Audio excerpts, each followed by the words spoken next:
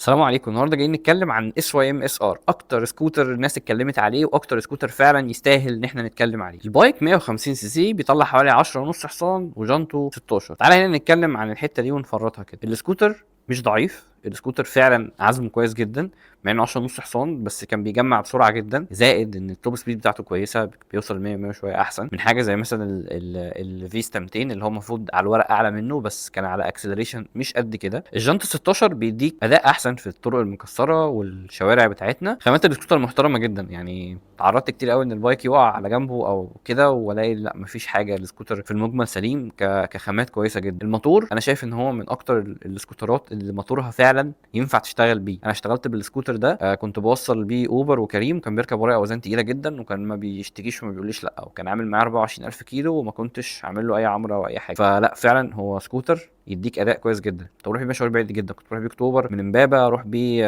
التجمع، اروح بيه مش عارف فين، كانت كليتي كل يوم في التجمع، كنت بروح بيه كل يوم. ما بصراحه ما قاليش لا. قطع غيره كلها متوفره، ما فيش قطعه مش متوفره في السكوتر.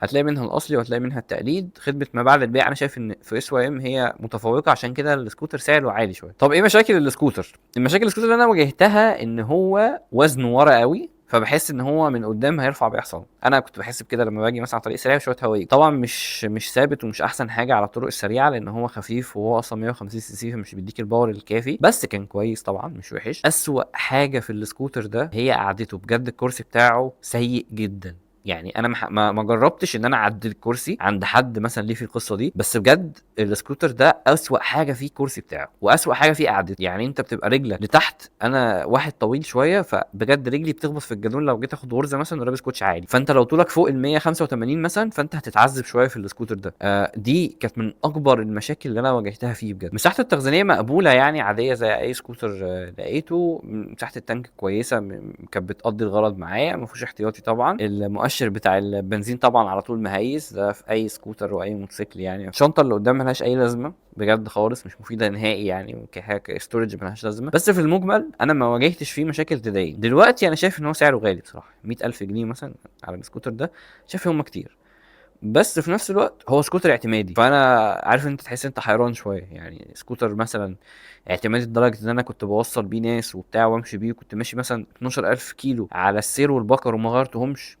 فيعني دي حاجه تحتسب لوحدها، ان هو اداؤه كان ما فيهوش معايا مشكله، وكان بيطلع واروح بيه مشاوير وبجد كنت ببهدله يعني شغل، وما كانش بيقول لي لا، وما كانش بيسخن، وما فيش اي مشاكل بتحصل. فيعني هي مش عارف، هي حسبه هل انت تعملها ولا لا. بس مثلا مقارنه بحاجه زي الكيوي فيستا، انا شايف مثلا الكيوي فيستا كان اريح كسواقه، كقعده وكده.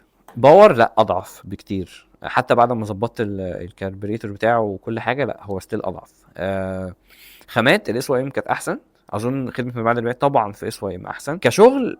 الكيوي فيستا مش بتاع شغل، يعني هو سكوتر ضعيف شويه. الاس واي ام اس ار بتاع شغل طبعا، انا جربته في الشغل وكده. فيعني انت لو في نفس الفئه دي، الاس واي ام اس ار لو هتشتغل بيه، لو هتروح بيه شغلك، اظن ان الكيوي فيستا هيبقى احسن، لان هو اصلا ارخص وشكله احلى واشيك وبتاع، وال اي دي قدامه كده. فشايف ان هو يعني خليك في الفيستا لو انت هتروح بيه مشاوير شغلك، بس خليك في الاس واي ام اس ار لو انت هتشتغل جنب شغلك وما بتعرفش تسوق موتوسيكل، لان الموتوسيكل قلنا ان هو احسن حاجه تشتغل بيها في العموم واكتر حاجه هتوفر. بس كده، ده كان اوفر فيو عن الاس واي ام اس ار وتجربتي معاه. لو حد عايز اي حاجه ممكن يقدر يسالني في الكومنتس، وانا ان شاء الله احاول على قد ما اقدر ارد على كل الناس اللي بتبعت لي كومنتس. وشكرا لكم جدا بجد على الدعم وعلى الكومنتس الكويسه اللي انتوا بتقولوها لي. وبس كده، سلام.